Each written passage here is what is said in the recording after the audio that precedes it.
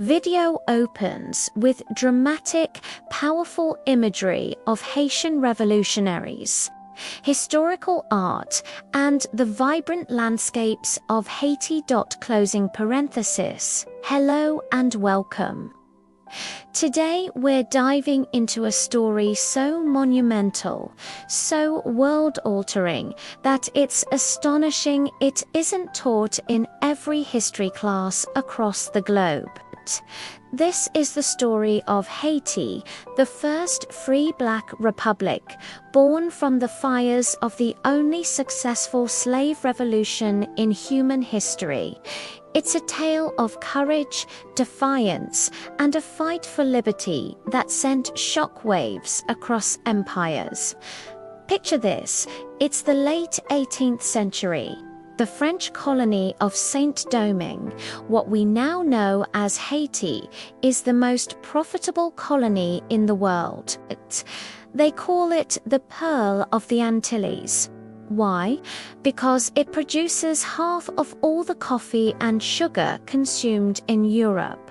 But this immense wealth is built on an exceptionally brutal system of slavery.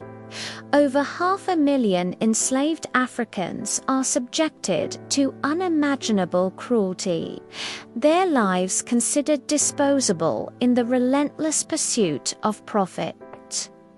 The conditions are so harsh that most enslaved people die within a few years of arrival. But in the human spirit, there is an unquenchable thirst for freedom. On the night of August 21st, 1791, that thirst ignited a revolution. In a secret voodoo ceremony at Bois Cayman, a priest named Dutty Baukman and a priestess named Cecil Fatiman presided over a pact. The enslaved people swore an oath to fight for their freedom or die trying. This wasn't just a riot. It was the beginning of a coordinated 13-year war for liberation. The fight was brutal and complex. Shifting alliances, betrayals, and devastating warfare marked the years that followed. But from the chaos, a leader emerged who would become one of the most brilliant military and political minds of his time. Toussaint Louverture. Born into slavery, Louverture was a self-educated man, a master strategist, and a charismatic leader. He trained a disciplined army of former slaves, transforming them into a formidable fighting force. Louverture's genius was not just on the battlefield. He navigated the treacherous political landscape, playing the Spanish and British against the French. He allied with the French Republic after it abolished slavery in 1794, rising to become the de facto ruler of the colony. He drafted a constitution in 1801 that abolished slavery forever and declared himself governor for life. He was building a new society, a place where the formerly enslaved could be free citizens. But this radical idea, nation governed by free black people, was a direct threat to the world order. Across the Atlantic, a new power was rising in France. Napoleon Bonaparte. Determined to restore the old, profitable system of slavery and reassert French authority, Napoleon dispatched the largest expeditionary force ever sent by France.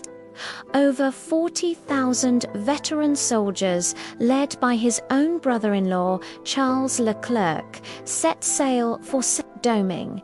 Their mission: crush the rebellion and re-enslave the population.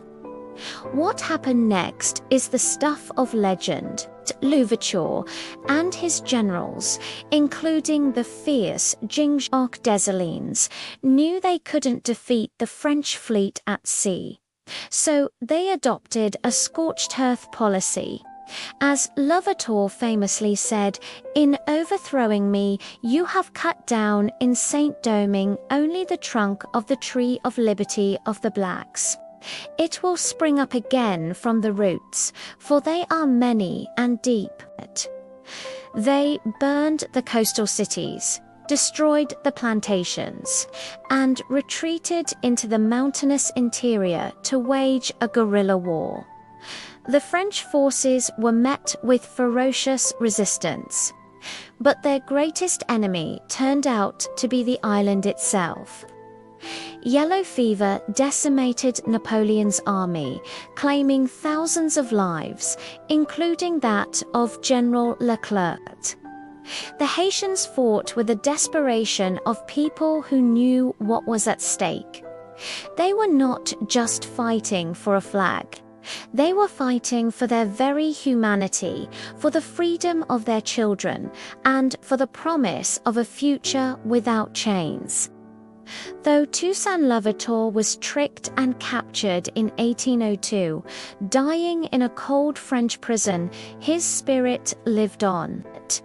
His lieutenant Jean-Jacques Dessalines took command and led the revolutionaries to a final, decisive victory. At the Battle of Vertières on November 18, 1803, the Haitian army shattered the remnants of the once mighty French force. It was a stunning defeat for Napoleon, the man who had conquered much of Europe.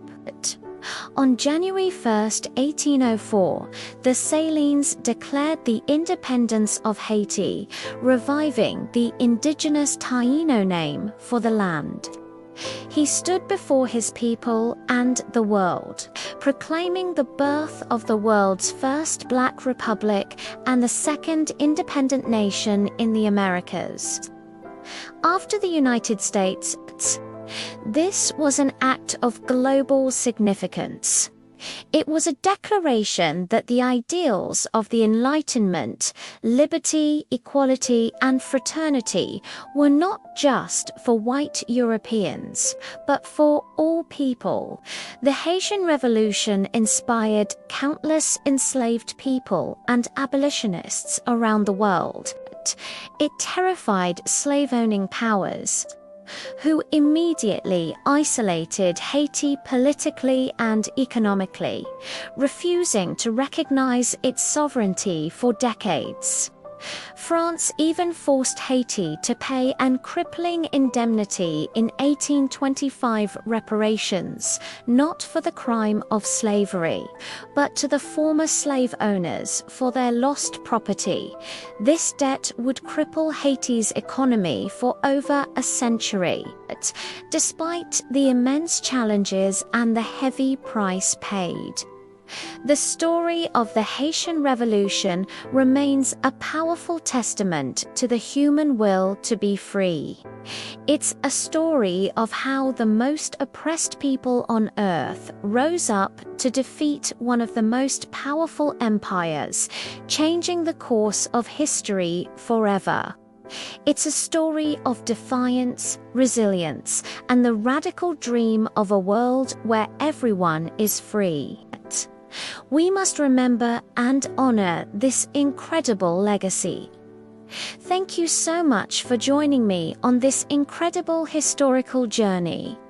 If you found this story as powerful as I do, please hit that like button, subscribe to the channel, and ring the notification bell so you don't miss our next video. Let me know in the comments what other historical stories you'd like to see explored. Until next time, stay curious.